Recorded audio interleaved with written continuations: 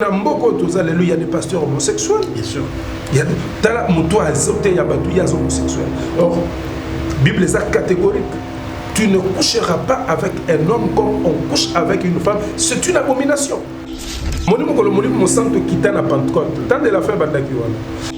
Ce que je vous dis, c'est ce que je prêche à l'église. Oui, c'est le prophète de l'Église. À la décision, il y a que dénoncer ma paix. Ça veut dire l'hypocrisie qui règne dans l'église. Parce que les boîtes, il y a des côtés, il y a des lunettes, voilà, c'est déguisé pour ta boîte. Christ a dénoncé l'hypocrisie des pharisiens. Libanda bozo paraître propre, mais na kati saleté bindu. Christ l'a dénoncé. Alors si un homme de Dieu s'élève pour dénoncer le mal, c'est-à-dire ceux qui font pasteur côté dans l'église, nous devons être prudents. Si un pasteur peut faire la politique, il faut conseiller toute ça la politique. Comme pasteur, je ne te conseille pas de faire la politique. Oui, au conseil quand même. Là, c'est la présidente qui va football. Mais quand c'est question, non. Ok, on conseille pas de pasteur. Parce que n'a pas de au conseil, on a quoi ta boîte? Non. Au conseil, on a mis avant.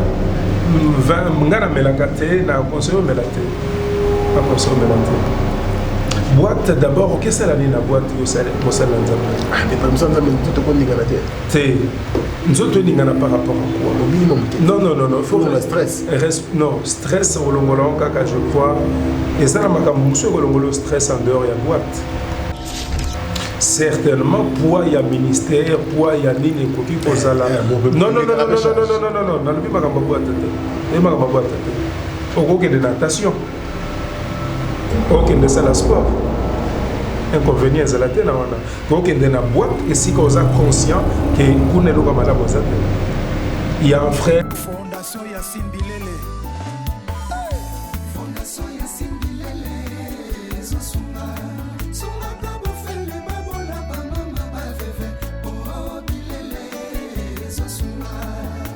Yassine Bilele, Mama Motema Malamu. Fondation Yassine Bilele, Zosuma.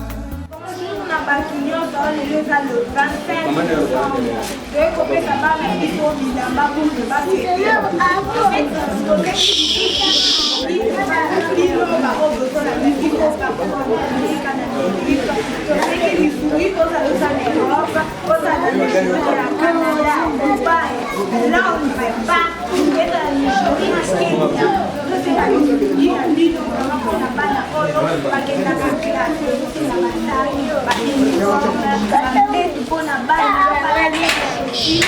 là,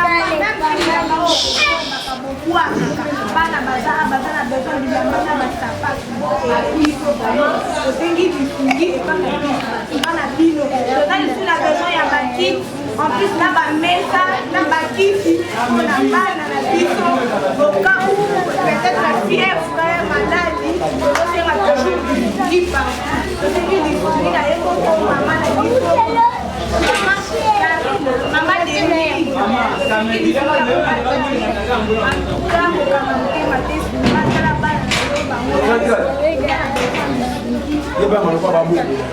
Fondation Yassine Bilele. Fondation Yassine Bilele. Zosuma.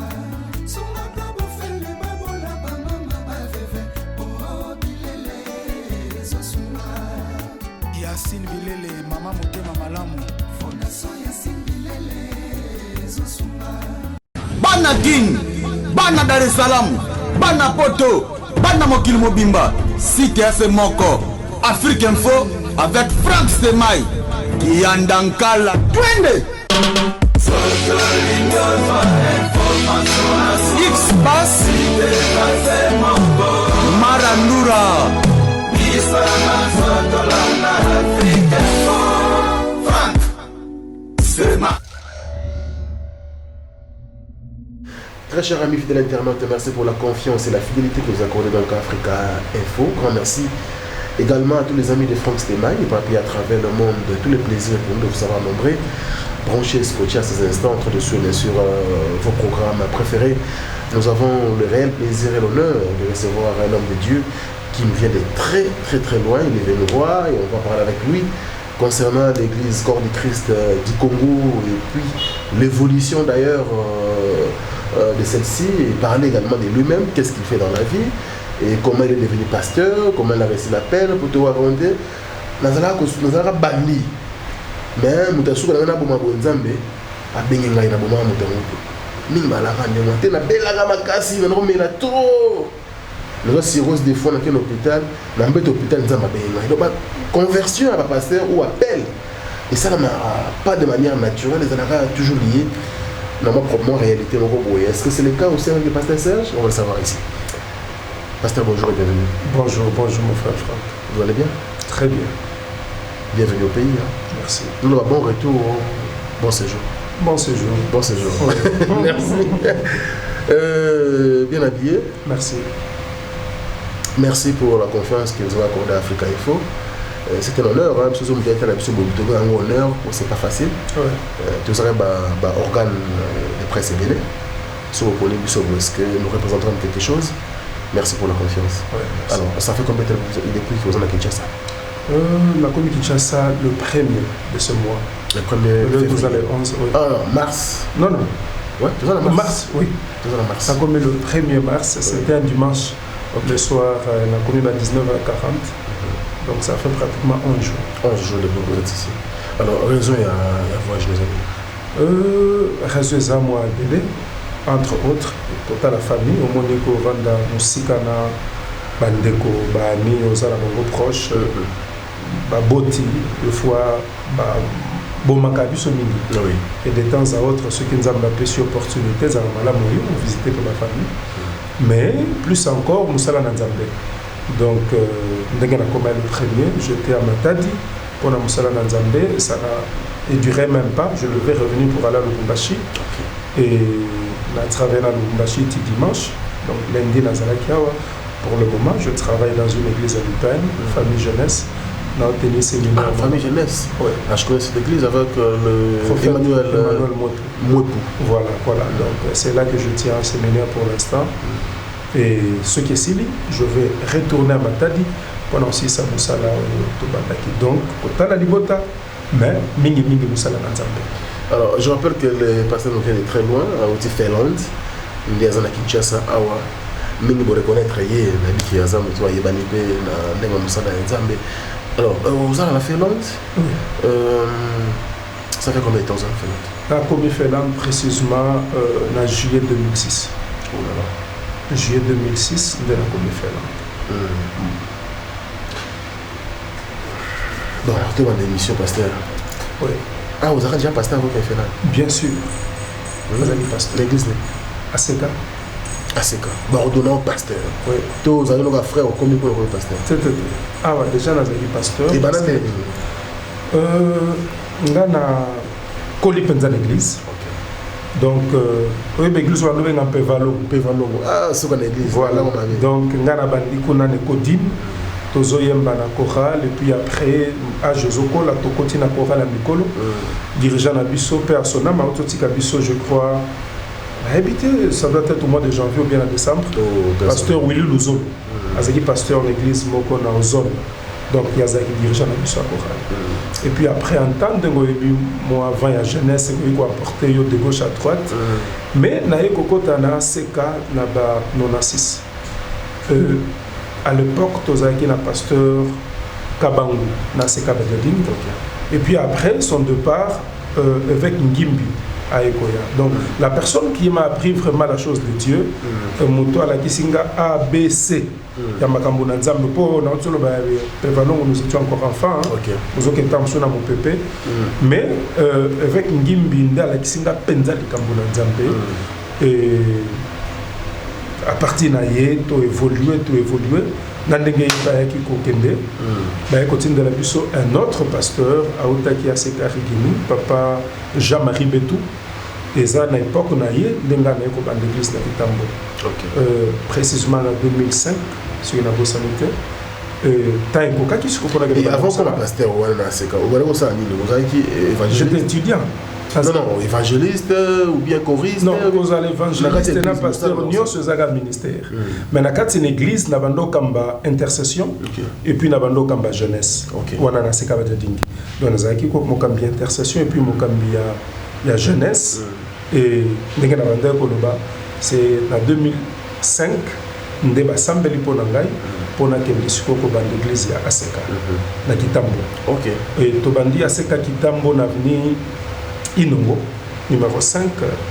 Je salue à passant maman Anne-Marie Zamundou, c'est elle qui nous a donné la place.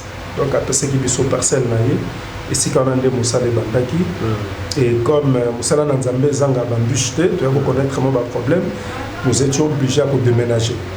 Tolongwe na Inongo, toke na Jamaïque. Na avenue chrétienne numéro 47. Église de Zakia au Kangamano hôpital Nganda, centre hospitalier Nganda. Voilà. C'est là que j'ai évolué pendant un temps. Et en 2006, dans le mois de juillet, je devais voyager pour la Finlande. Je suis allé voir l'évêque pendant ce qu'on en a eu par rapport à Moussala Nanzambe. C'est là que l'évêque a décidé il y a Kotinda Suko une église, un autre pasteur, à la personne de papa Albert Kassanda. Papa Albert Kassanda est remplacé Ngana Kitambo. Moi je suis parti. Et puis après, l'église est déménagée sur la Kitambo, na Jamaïque. Bah, commis juste à Aresa Kombina, haute tension. Numéro 1, si je ne me trompe pas. Et il évolué. Et les lieux à Aseka Vélodrome. À Kanesi, et Kambamina, pasteur Pierrot. Il a bâti un grand travail, donc Nzamba Pambolaye, Namoussala Mouneno Asali. Voilà un peu historique, il y a Ngaï, parcours depuis la Bandina Aseka Badading jusqu'à Seka. Tout ça pendant moi, à Aseka. Bien sûr, bien sûr. C'est quand même un peu rare, hein? Pasteur, déjà, tu es bien dans la carte, c'est-à-dire qu'on a charge, il y a un nini, il y a un âme, ils ont dépendent de nous, mais il y a un tika. Parce qu'à peine, on dit qu'on consacre au pasteur, au bandit, comme toute une église, mais pour ça, nous avons la pote, il fallait que nous tirions sur la nous avons la pote. Au moment où nous avons Nzambe, il faut plus aux à la peine écouter Nzambe. Déjà, même tant que nous avons Dieu parler, même par moi-même, que Moussala on les a pour un temps. Donc dans moi, bref, il fallait qu'il n'abîme pas que Moussala n'aille ailleurs. Et c'est ce qui s'est réalisé. Après un temps, voyage à Yokoya, Nakei, et même au Kuna, j'ai commencé une œuvre au Yolelo Ezali, par la grâce de Dieu. Vous avez continué ou bien vous avez commencé une œuvre? Non, j'ai commencé une œuvre. Église Moussousse Bandikuna, maison d'adoration, on a ça, pasteur responsable, et par la grâce de Dieu, Moussa les Osalama. Et pourquoi pas continuer avec l'église Aseka? Extension Finlande par exemple. Non, ils ont appelé ma bête, mais nous avons solo banyo sous Amakambu Nzambe. Non, Nzamba qui s'est gingate seulement Nzambe a orienté Gingandenge Oyo la Kendaki Wana Sikoy. Même tout ça, je comprends. Donc j'étais dans la Seka. Tu comprends l'été? Oui. Pasteur Serge, oui. Là, on est clair, pardon. Au long awa comme pasteur, au sengi papa évêque, Nengo pasteur Mokuna, qui bon, nous allons permettre, nous allons souhaiter, pour que nous continuions à nous libanda. Oui. Tout en étant un enfant, dans ma colonie évêque Pascal Mokuna, communauté assez catholique à travers le monde, pourquoi pas nous continuer communauté tout ministère Wana, tant qu'en Finlande, et qu'on a qu'est-ce qui s'est passé Kolongana au Kinshasa, si on commence à Finlande, on continue le ministère à Aseka. D'abord, je te dirais, au moment même Nandaku, de fois à moi, à Botami, à Koli, après un temps, il peut aller aussi ailleurs faire sa vie. Et qu'au départ, Nangana Aseka, je voulais souligner, c'est très important, et Zalaki na Mobuluté. C'est-à-dire, par rapport à message de Nzambate Saginga, je te parti voir l'évêque Pascal Mokula, qui est notre papa, la solo linaye. Il a prié pour moi.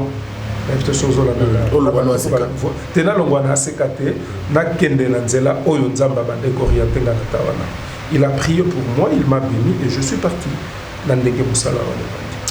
C'est Serge.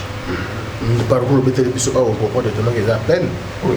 aux endroits qui ont et toi il y a appel il y a Nzambe ya solo na appel musuza appel que non oh Satan pas ko lobela mutu Oui. on les Nzambe ya Nzambe te mais ni toi il y a appel aux Nzambe En fait, d'abord, tant que tozokola, tant on a le bien des églises un peu valongo wana, kaka na église wana, notre pasteur à l'époque, Papa Mbalamout, il est vivant jusqu'à présent. Déjà na âge abumwana wana, il me disait, Nzamba zota lisanga yo osalela na vina. Tu seras un homme de Dieu au côté de l'Obanazambe.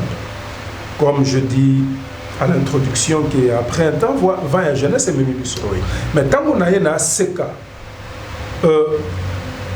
on a fait un service, il y a don spirituel. Dans le service, après Moussa, on a fait un service à 3 jours à jeûne de prière, et il y a un don spirituel. Après Moussa, il y a Seka, et il y a une prophétie. Et il y a un message par rapport à pendant ces 3 jours, il y a service. Et j'étais la première personne au Batel Misaki. Bandeko, il y a Seka époque, on a se rappeler. Il y avait une maman à l'église, Maman Godet. Elle avait le don de la prophétie. Elle s'est levée à Télémissinga. Frère Yoana, Yoana Simatelema. Habite pendant que Tozana Moussalon Zambazo Ebisanga. On a d'abord pour le don. Abin Zambazo Talisanga, je vais juste dire ce qu'elle a dit. Namoni balatisio bilamba lokola ba croix rouge et namoni bazo yelo ba malade na ba mbetu bazo yelo ba malade ozo soigner bango et tango nazo to na Nzambe message oyo Dieu me dit qu'après sur don il y a guérison et à chaque fois que muta rozala malade oko sambela pona ye mutu ana rozala guéri ce que l'on dit parcours nanga depuis Aseka Badiadi Tina Feland bien aimé, Nasa n'a pas témoignage au Bélé. D'ailleurs, ceux qui au Lingi, au Koki Konekisa même quelques témoignages, il y a Batoyo Nzamba, Zobikisa. Que ça soit à Kinshasa, même à Finlande. Il y a Kinshasa, bon, ça date de très longtemps. Mais tout le Basiko, il y a Finlande. Namoni Batu Bazangaki Mabota. Maboti. Namoni Batu Bakoti Bakoma. Au Penza, diagnostic médical les a négatif. Babi Yeta Kominango. Ata Soki a Biki. On a un problème dans mon tout. Mais par la grâce de Dieu, nous avons bénéficié à Bini, à Zongi. Pas témoignage, je sais. Bien sûr, au coach, pas témoignage, je sais.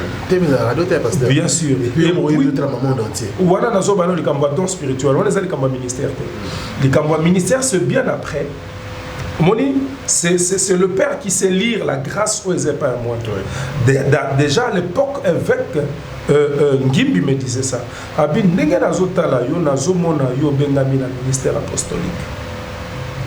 Et après un temps il y a un prophète qui est venu de Lubumbashi, Jules Munanga. Jules Munanga. Il a fait un service à l'église. Juste après, kaka ndenge salamanga na tendance spirituelle.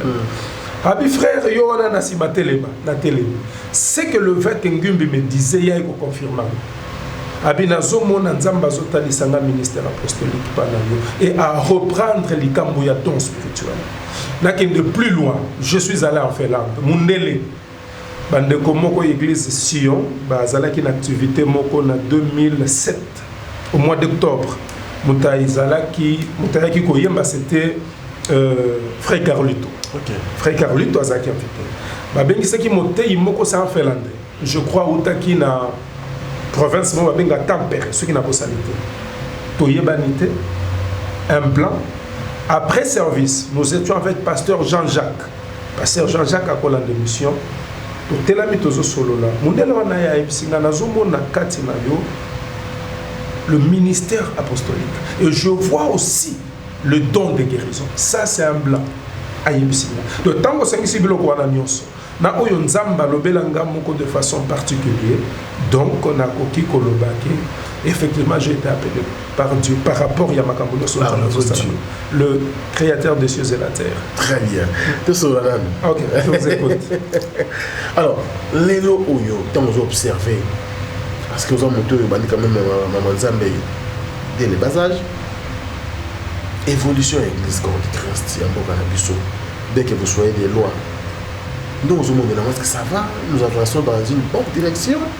Ou carrément, il y a tellement de choses qu'il faut encore revoir? L'église corps du Christ, je dirais, ça va très bien. Très bien. Sérieux? Oui. Pour votre l'église corps du Christ. Ok. L'église corps du Christ dit Congo. C'est ce que je dis. L'église corps du Christ, ça va très bien. Parce que l'église de Jésus est parfaite. Parce que lorsqu'on parle de l'église, en fait, il y a deux aspects de l'église. L'église a l'aspect physique et l'aspect spirituel. Donc l'aspect visible et l'aspect invisible. Or, l'aspect visible, ils ont constitué la nuance sous les airs. L'église dans son aspect visible. Parce que quand l'église, Jésus, il nous a prévenu de ce que serait l'église visible. À l'objet que na bilanga ya blé, pendant que blé zokola, ennemi a yekolo na ivre, c'est de l'église que Jésus parlait, mais de façon parabolique. Homonyme. Église locale, une église maison de Dieu. Et ça, na kati na yango batomalamu baza batomabe bazali. Mais par contre, l'église corps du Christ est église invisible. Na kati église ouane loko ya souillé na impur et kotate. Parce que c'est le corps mystique de Jésus-Christ. Loko mbindo kune kotate. Donc église ouane ya Yesu o eza invisible wana. Eza malamu. Mais seulement l'église dans son aspect visible. L'église na biso locale ndé et c'est un problème les amis. Ben attends, l'église déjà c'est invisible, c'est difficile. Oui. Tu dois analyser yango. Si tu as une émission, oui. On va parler de l'église. L'aspect visible. Visible, oui. Qu'est-ce qui se passe? Qu'est-ce qui ronge? Est-ce que c'est le problème de la moralité? Ou c'est un problème peut-être de la conjoncture en beaucoup qui est non. Moutonio soit un lecteur de la Bible a cause la surprise de la magamunio sur ce salam. Christ a l'obaki tout avant. Il y aura de faux docteurs, il y aura de faux prophètes.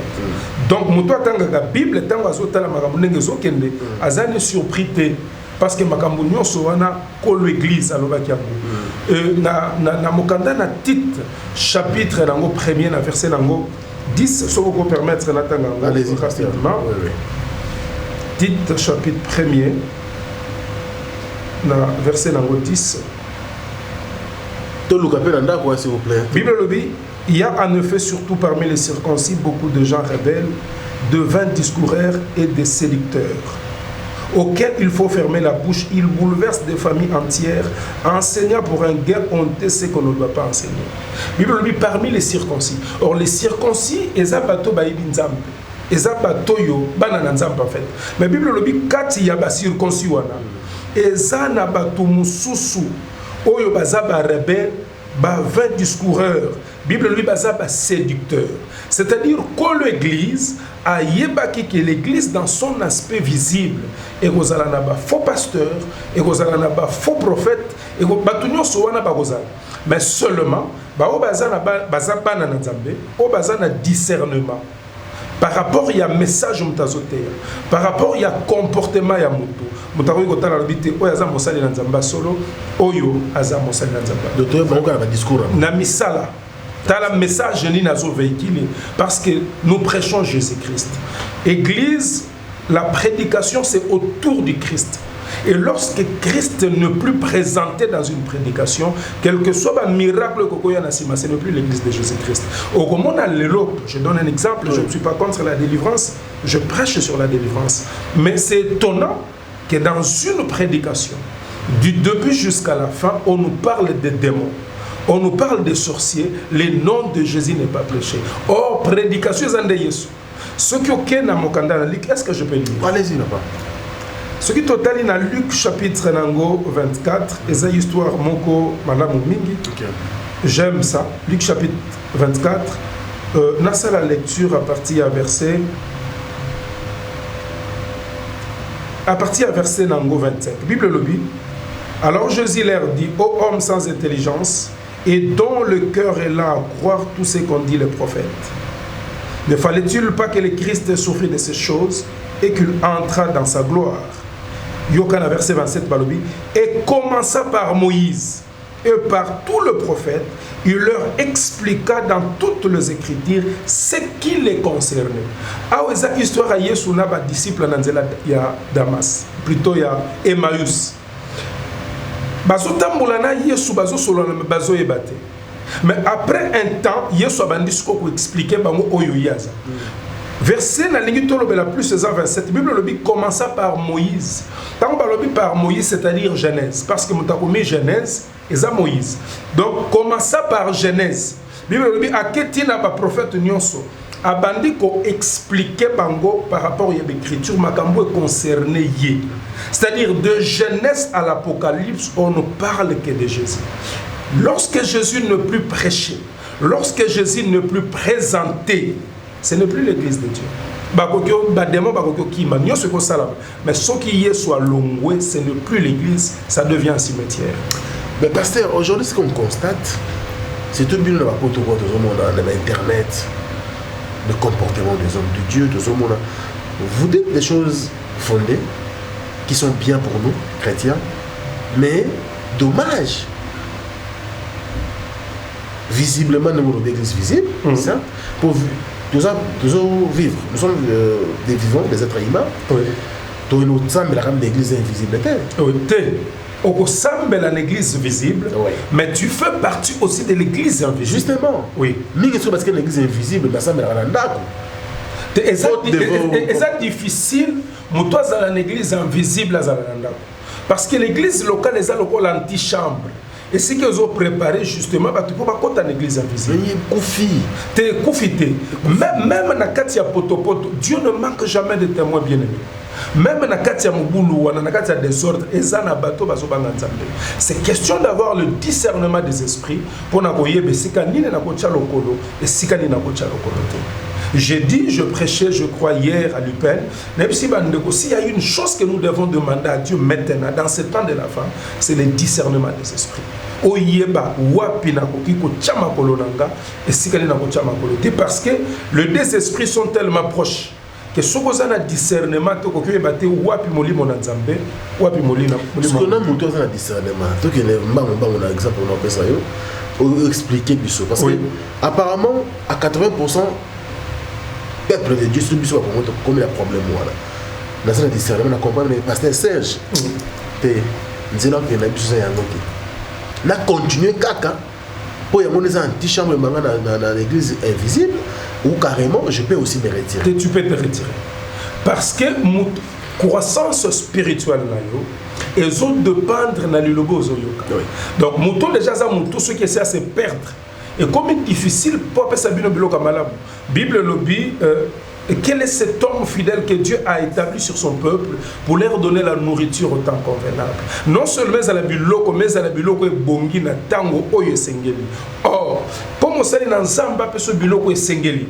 Na tango est sengeli, faut la connecter avec le ciel pour communiquer la pensée de Dieu à l'église. Alors, pour répondre à la question, ce qui moutoisa moutou au monde penzaka côté déjà na Zamba, à bungi. Et quand tu maté, oui, tu peux te retirer. Oui, quand même. Au moins 80% et ça difficile, tant qu'on dit 80%, c'est par rapport à quoi? C'est par rapport à la réalité que nous vivons aujourd'hui avec les hommes de Dieu. Et ça, mais ceux qui sont à l'ombre, peut-être, vous savez, quand Élie fouillait Jézabel, Élie a gagné sa catégorie Yemoko. Mais Nzamba Ebissé n'a encore 7000. On va fléchir devant Baal. C'est-à-dire, c'est par rapport à ce que tu vois. Par rapport, il y a élevé déjà. Tant aux autres, mais mingi mais pour dire, ce sont de vrais serviteurs, de ministres authentiques. Mais peut-être à Yebanité, mais il craint Dieu. Non, pour que l'église amitié, là n'est pas le problème. Le problème est que l'église a malam. Parce qu'il y a des grandes églises, na Katsambo Kanabiso, au Bazo Banganzambe. Bah, oh, tout le monde déjà baby, on a miné dans le bar. C'est quoi, Miki, tu vois, il m'a bien. Oui, ma bête, on a battu un miné dans le baby, mais on est baby, quand même. Et ça n'a pas baby, et ça n'a pas baby. Non, tu es biso sur quoi Nzamba Zanga Kabatémoin. C'est pour toi, on a mis ça dans le discours là-bas. Oui. Sur l'église, c'est un mouki au Tindinga, on a bien mouki. tant monsieur zalaka na roche exemple ngaka la bandale existe un truc na matete allez na TVT ayebanité est-ce que tu penses que na bandale mobimba nzamba za na batémoin na bandale wana il y a des témoins de Dieu oh bazo tambola ndenge nzamba lingi c'est question de prier Dieu nzamba ko ka orienter on peut s'adresser ça nzamba ko lobano na vision nzamba ko lobano na songe oui il est capable de le faire. Est-ce que vous savez qu'en Europe, surtout ce qu'il y a aux années, oui. Oh oui. Mais l'Europe, c'est même la Kinshasa. Mais le problème, c'est quoi? On ne parle pas en français. Nous étions écoués. Et tu as marqué les Gazamba Mobimbo Zobota. Là, tu peux faire exemple, un témoignage. Peut-être vous allez surpris un témoignage de mais ça, un témoignage de Dieu guérit de malades. Mais les autres comme cité. Mais seulement où il y a un scandale. Attends ce qui est vrai, attends ce qui est faux. On est le makasi. Mon est différence c'est ali. Donc j'étais mon koi et tchema kele le gazamba mobimbo zobota. Mais alors si on fixait les regards sur ce qui est bon, yango ndeto ko ka élever parce que oyebi aux chrétiens le Rolanda. Bisoto koki kosala publicité ya makambo eza matete. Je vais lire un verset. Allez-y. Tango nani akufi Saoul akufi David asali kantique moko kantique wana sengeli bate ya yango na kati na Israël. OK. Na kati ya kantique wana Bible ezotali sabisoke, je vais chercher ça rapidement. Bible ezotali sabisoke David azwebisa bana Juda makambo yo bo panza yango sangote ba circoncis ba yoka yango te. C'est-à-dire quoi?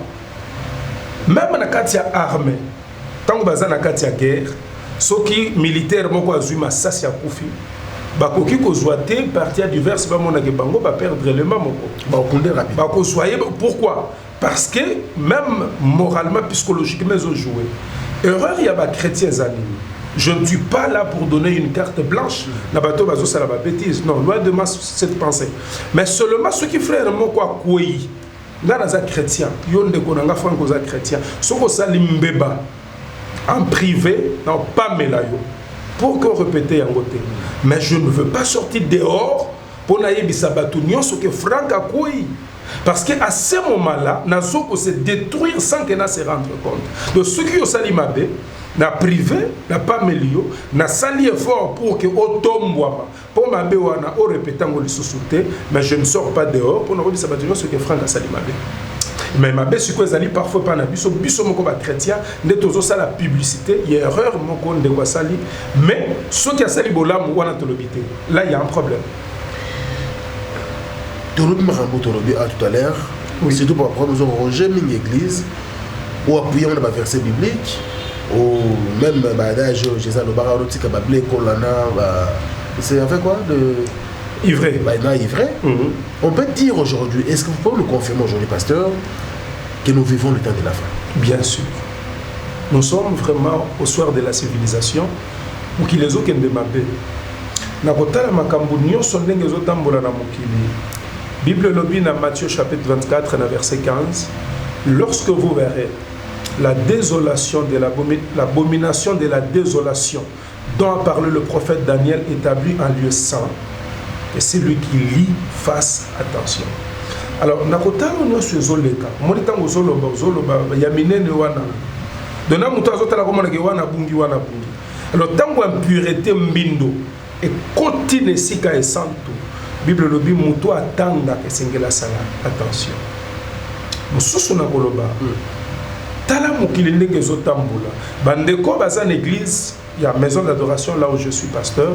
Ce qui va se rappeler même dans ma message, ma prédication en 2014, 2015, 2016. Je leur disais, vois Oyotozo qui emprunté sa voix à nord et tout. Donc ma belle kobandaka ko s'accentuer et c'est ce qui va attirer la colère de Dieu.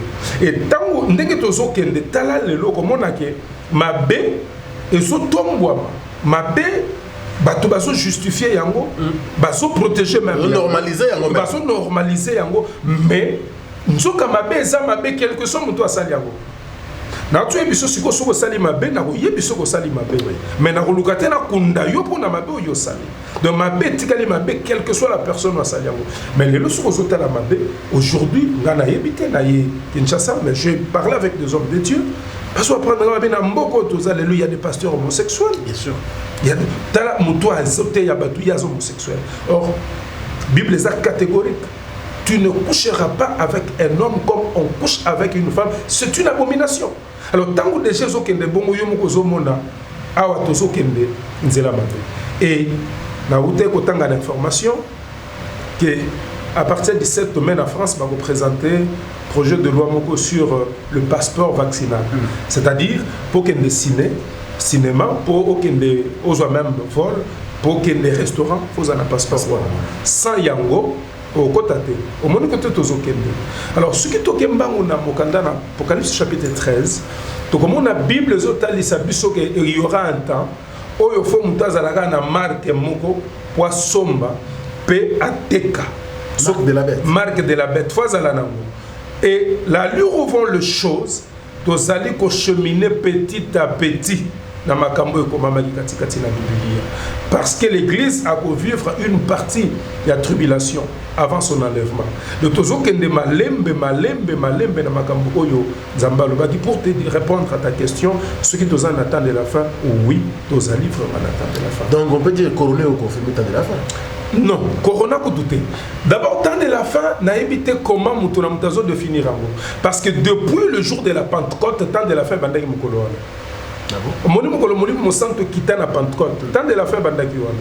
Parce que nous avons 3 dispensations dans la Bible. La dispensation du Père, du Fils et de l'Esprit. Joël a sakola qui est dans Joël chapitre 2. À l'objet que dans le dernier temps, Dieu répandra son esprit sur tout tiers, vos fils et vos filles prophétiseront. Mais Pierre a répété la même chose. Tant que balobi bateau balangwe na mukanda na Actes des Apôtres chapitre 2. Pierre a lobi bateau balangwe te. Et ça makambu oyo Joël a sakolaki que dans le dernier temps. Donc pour Dieu le dernier temps est banda le jour de la Pentecôte tant que molimo mosanto kiti. Pourquoi? Parce que après dispensation il y a esprit, dispensation mususu egoyate. Donc après dispensation mais sikoyo toza penza ko cheminer siko penza na suka la Odyssée. Il y a une question qui monte. Aujourd'hui quand même aux Aranapoto bando on tient batala rabiso à travers le monde bazalipe pardon batala rabiso la Kinshasa. Il y a je reçois un pasteur vous c'est un prophète de l'Ilésie tout ça le monsieur Ming je crois. Question autour de nous allons appeler franc. Vous appelez franc et précis la mission. Nous quoi comme bon Franck. Oui. Merci. Depuis un temps, à une décision, il y a dénoncer ma paix. Ça veut dire l'hypocrisie qui règne dans l'église.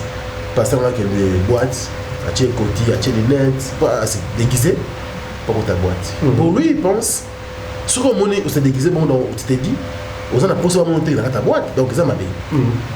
Donc, tout le monde qui a ma paix, il faut voir un homme. Ça, c'est le pas. Deuxièmement, entre vous, les pasteurs, il n'y a pas l'amour. Vous l'ingéniez. Un pasteur, un pasteur bien qui m'a fait la poison. Non, na tchéli mon des pasteurs. Et ça m'a rendu exister raté dans les temps. On a payé valeur mon dégât le bâtiment à l'époque, tu vois comment on a dit. Troisièmement, bah faux miracle. Il a une décision pour dénoncer. Alors, vous êtes pasteur. Démarche au Yazui. Tout en étant clair, il y a un musicien, Amel Ranaïva, il est dit à la télé. Et pour la démarche, il y a d'abord clair, il y a tout le monde, musicien profane comme chrétien, Amel Ranaïva 20, où il va passer bien pour la communauté. Et puis démarche, il faut dénoncer le comportement, il y a bien dans la Nzambe, pour la Tzabiso Kazara qui vous a même, vous avez Santou, vous avez est-ce que c'est une bonne décision? Ou bien des marches na Iwana les appels bien selon ce token la Bible d'abord Christ a bengi biso atindi biso alobi allait faire de toutes les nations médecine. Mission à l'Ibossueza, tote ya batuba et pas une ba bongo la mitema. Waneza pour na Christ nyonso. Christ a dénoncé l'hypocrisie des pharisiens. Abaki pharisiens, vous êtes de tombeaux blanchis. Libanda bozo paraître propre, mais na kati salité mbindo. Christ l'a dénoncé.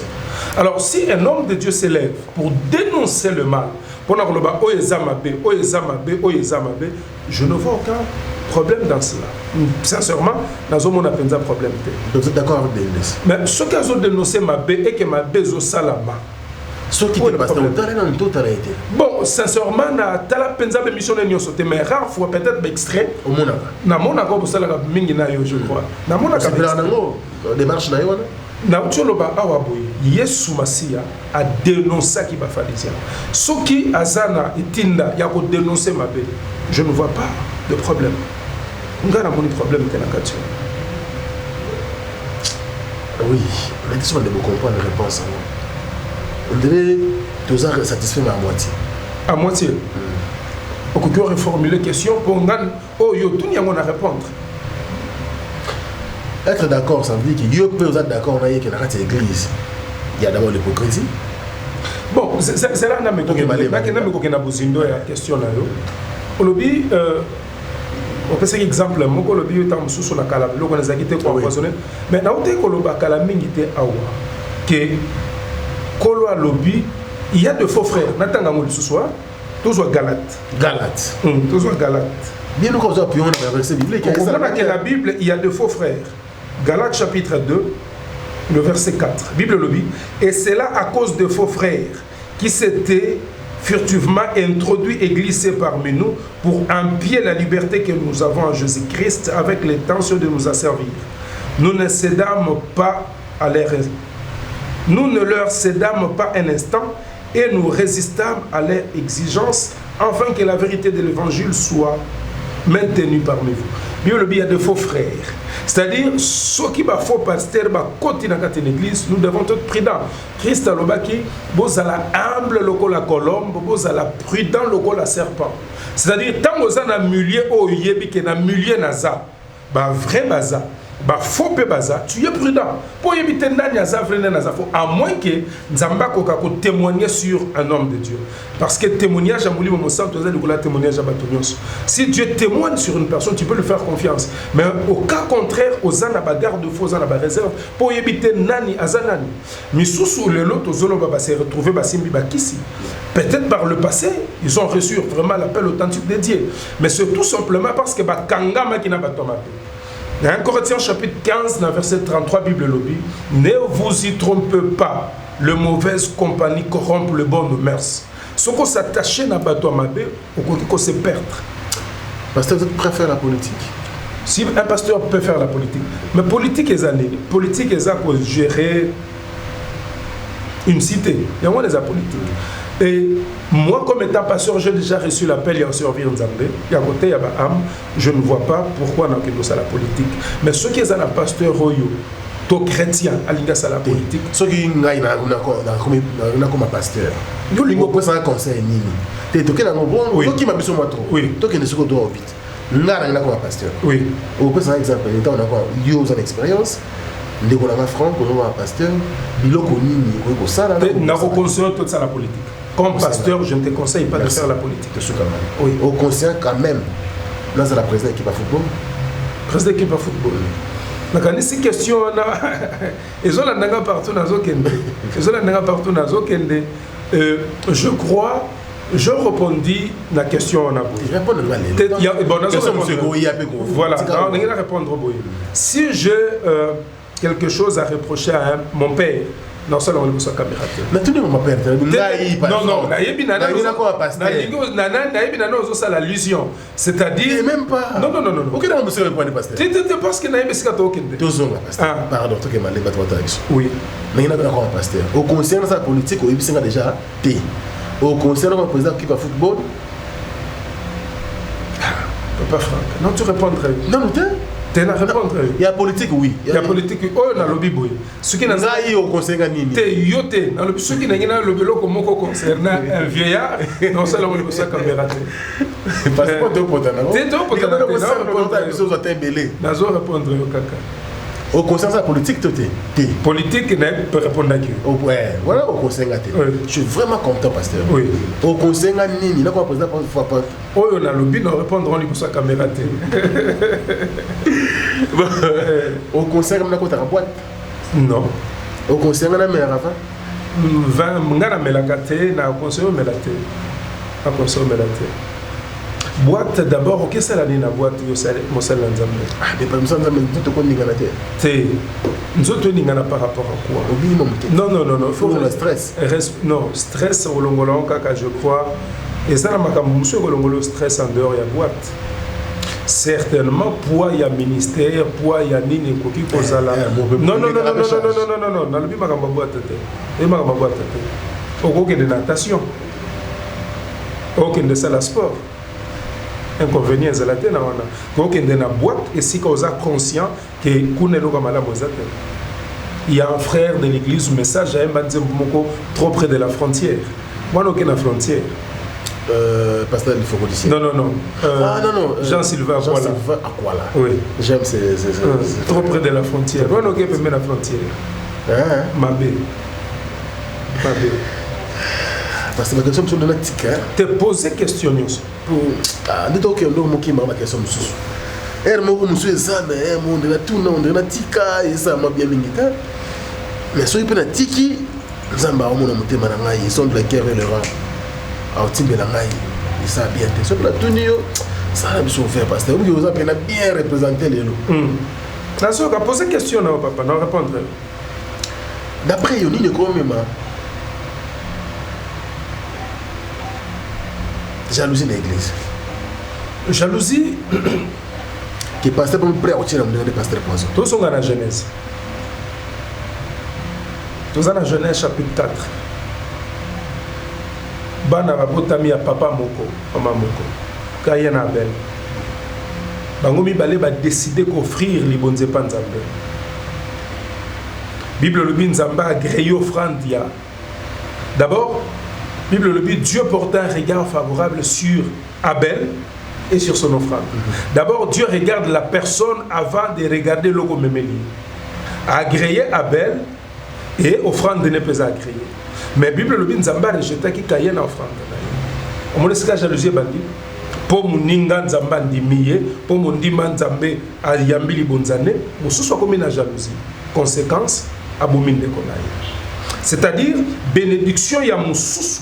Si tu n'es pas assez mature et qu'aucune cité jalousie quand tu es dans mon thème, c'est-à-dire, yosa pasteur, yé pas un pasteur. Mais lorsqu'il prêche, il dégage quelque chose autant mususu quand tu nous as dit.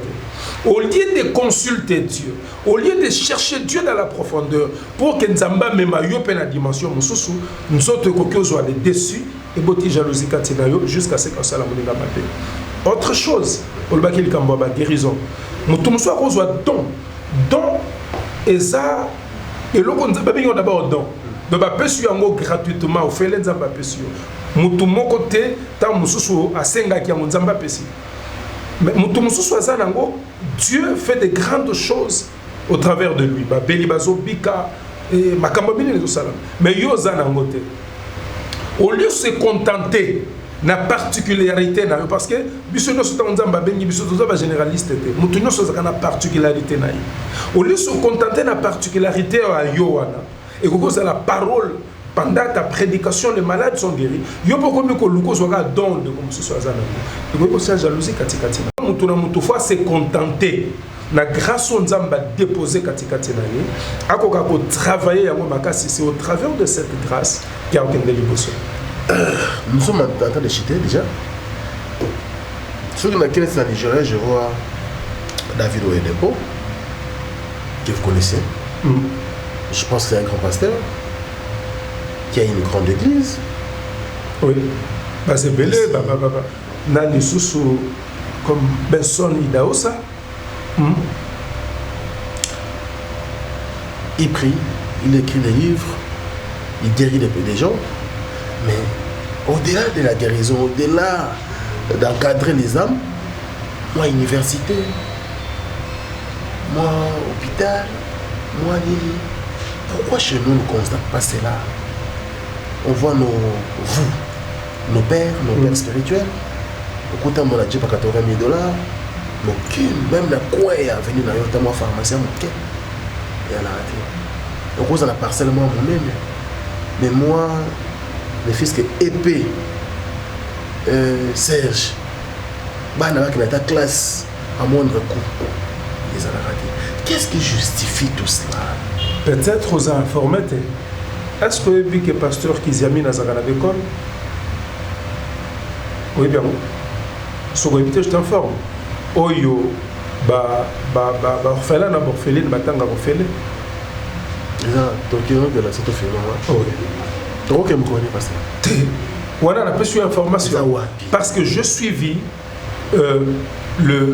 l'évangéliste examine Kibila à l'Obiang au Liboso Média. Il y a mon agent? Oui, moi je suivis ça. Tu es mon qui est l'école? C'est un papa que je respecte, l'indimité. Non, c'est ce que je dis parce que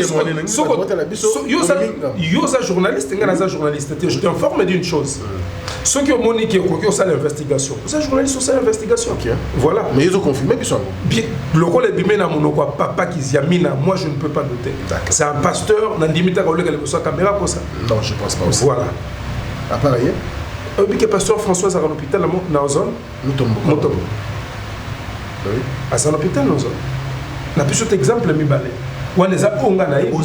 Non. On a plus exemple, on a Naïbi, le pasteur, on a sauté la activité dans Bango. Mais sous ce côté, à l'époque, je me souviens, à ce cas-là, qui na clinique, n'a venu Inga Bota Souka. Bien sûr. Mais quand on vérifie. Non, je te dis vrai. Dans le lobby, à l'époque, c'est qui la clinique. Mais les lots n'a évité.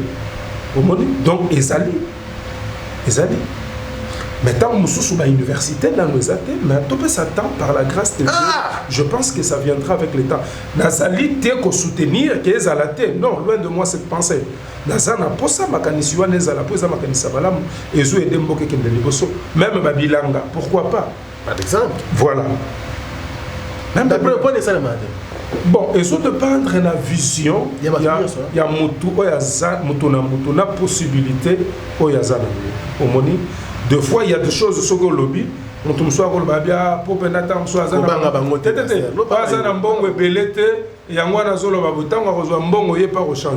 Mais nous avons de vision où il y a ceux qui nous ont appelé si nous sommes qui le lenguetozo kanisa. Ma kanisa les a. Te bosa penzana bilanga ma église. Mais oui, bayano basala ma bible. Bayana ombingi balaki avant nous basala fo. Ezana ba ezana ba yayo basala ba. Ezana ba yayo basala ba.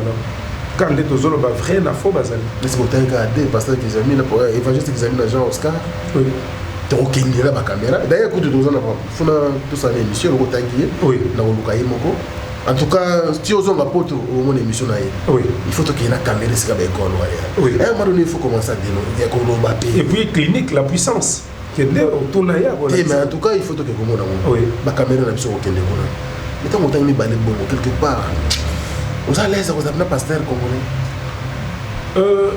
Vous allez à l'aise, on le Bible comme pasteur, et puis vous allez à pasteur congolais. C'est ce que j'ai dit, on le dit pasteur, et puis vous allez ici congolais. Dans le sur le pasteur congolais, on dirait moi aventurier, moi escroc. Non, je ne sais pas qui ça. Dans le but, yo, mais quand il y a un pasteur congolais, il y a un pasteur sérieux, très sérieux même.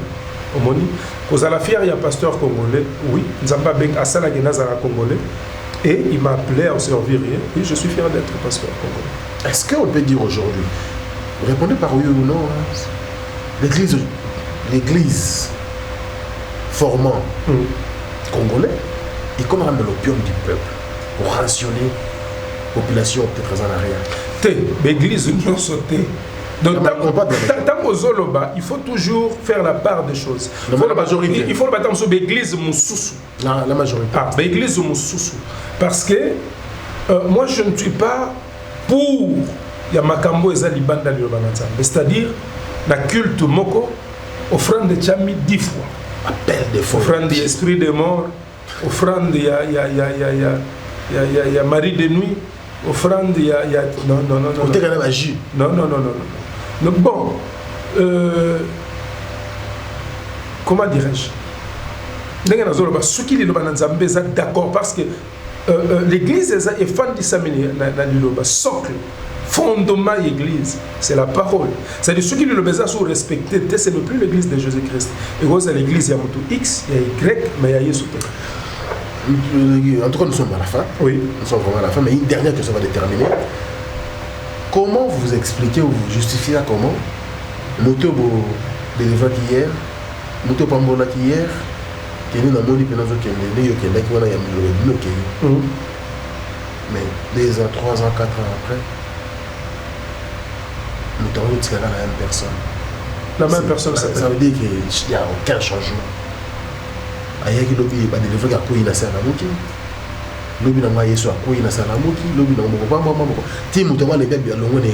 C'est la réalité que nous vivons chaque jour ici au pays. Et vous justifiez cela comment? Bon, et là, pour Sengeli Toyeba, Bible Bisabiso, to sambela pour na mboka, to sambela pour na bakonzi, pour bien-être na biso zo dépendre peine.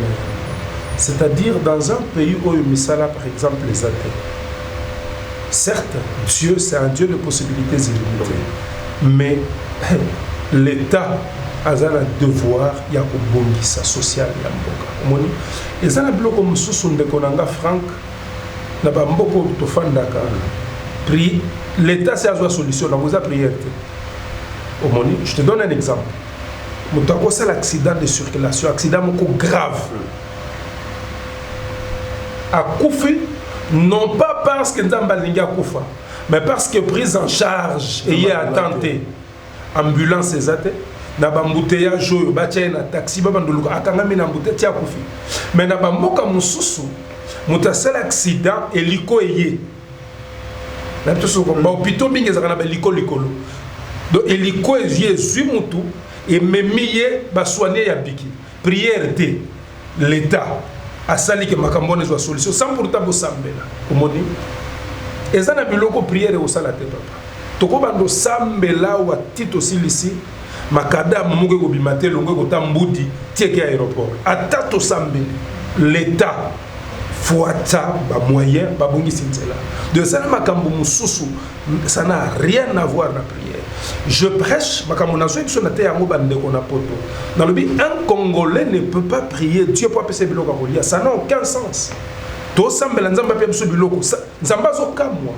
Dieu nous a tout donné na la fin de la Finlande na komi na mboka na 2006 na tamboli ba province belé na tikolo mona nzeta mangate avocat na moni ba nzete nyonso fruitier na mona mokote en dehors ya pomme na fraise mais na mboka na bango to liaka bitabe ti otondia olie lilala ti otondia parce que malala biso tolona ngo bitabe biso to nyonso tolona tozana ngo agogo mais des fois mutazana mbonga olia côté.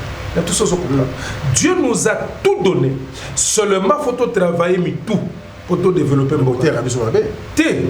Et ça, c'est-à-dire la fidèle église, maison d'adoration, on l'a présent Internet. Ce sont des choses que je prêche à l'église. Mais le Congo, ça n'a aucun sens.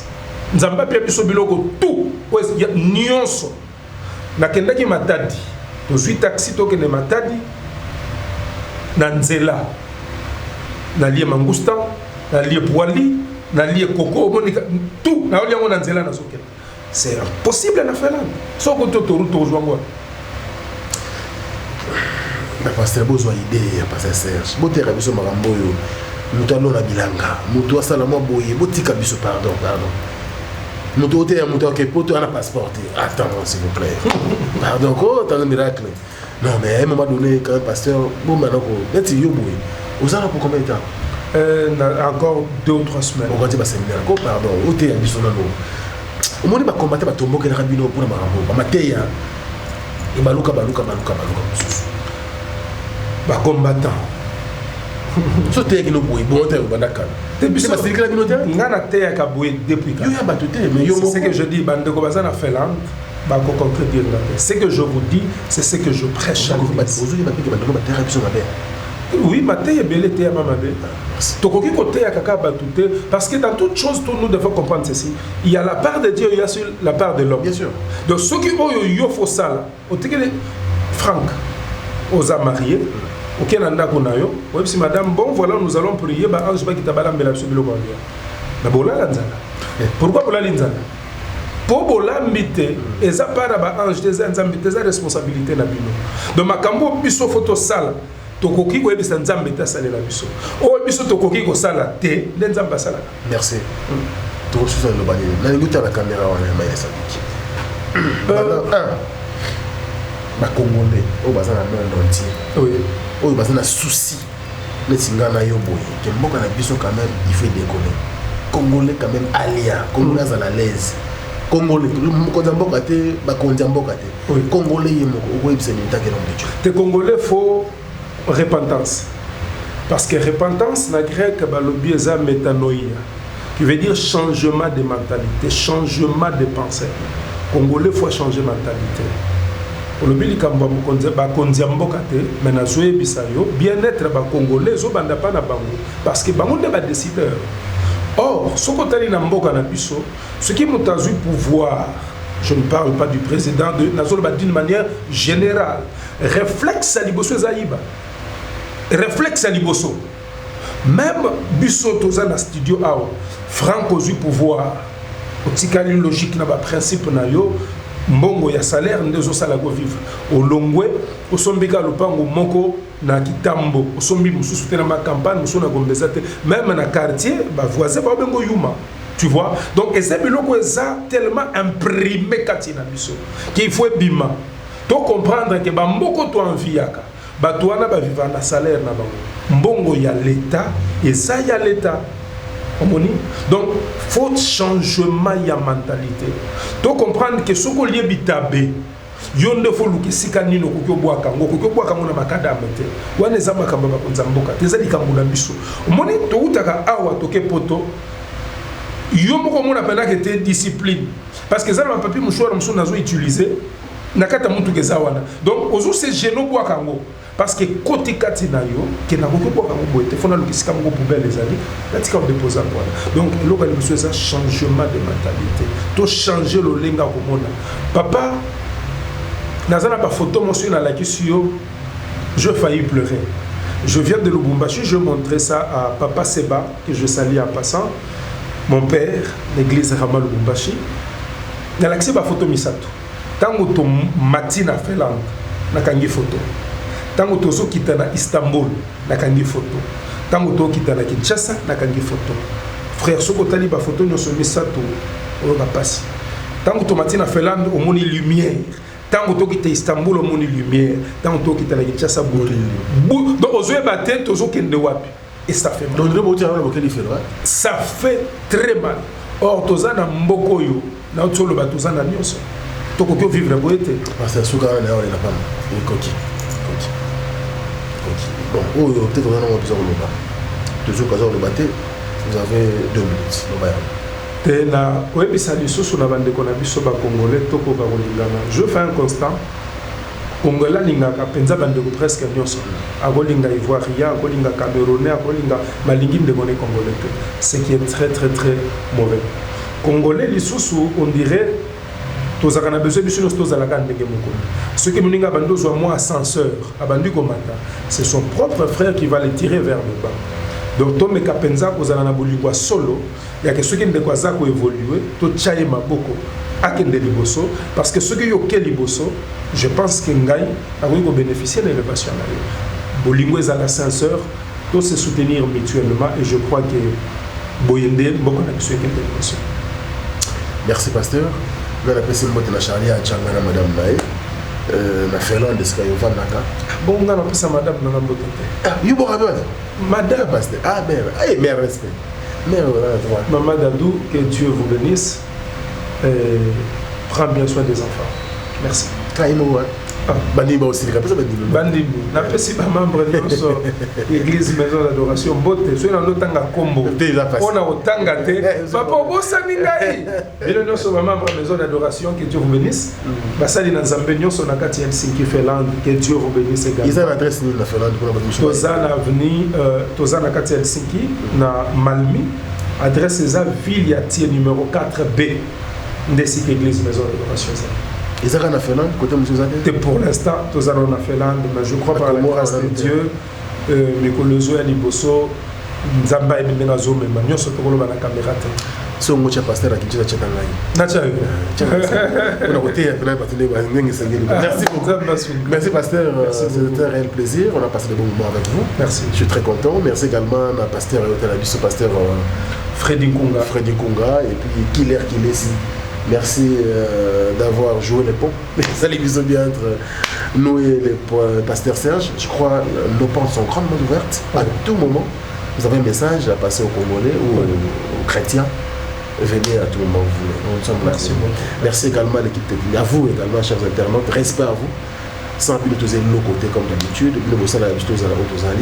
Si vous avez aimé cette émission, dites merci donc à les Sadi qui étaient là au four et au moulin. Merci à vous et à la prochaine. Au revoir. Fondation Yassine Bilele. Fondation Yassine Bilele. Zosunga. Sunga kabo fele babola ba mama ba veve. Oh Bilele. Zosunga. Yassine Bilele, mama motema malamu. Fondation Yassine Bilele. Zosunga. Na bakignon dans le lieu le 25 décembre. Et comme ça va la vie pour bilamba pour le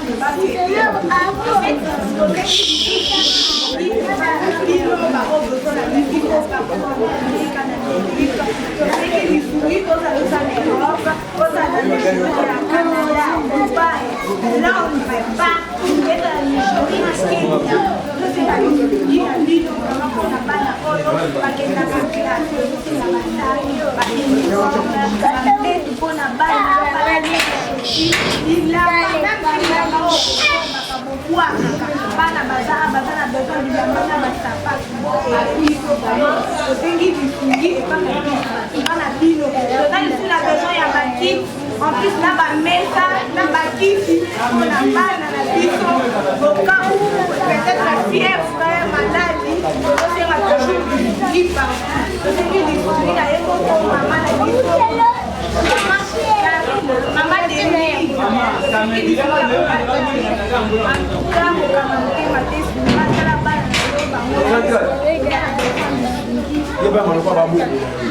Fondation Yassine Bilele.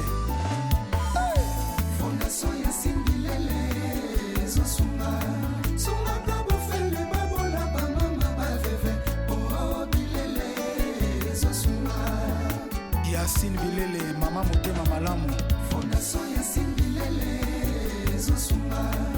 Bana King, Bana Dar es Salaam, Bana Poto, Bana Mokil Mobimba, CTF Moko, Afrique Info avec Franck Stemai, Kiandankala, Twende.